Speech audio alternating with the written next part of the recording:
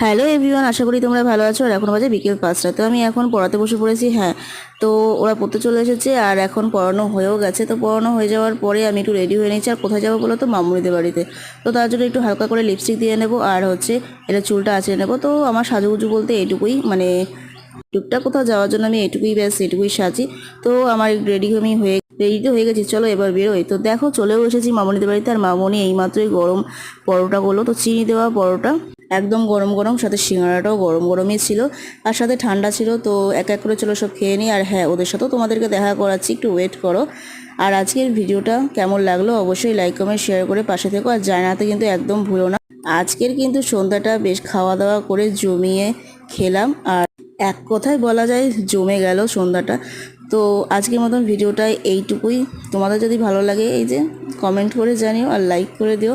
তো tata guys, by.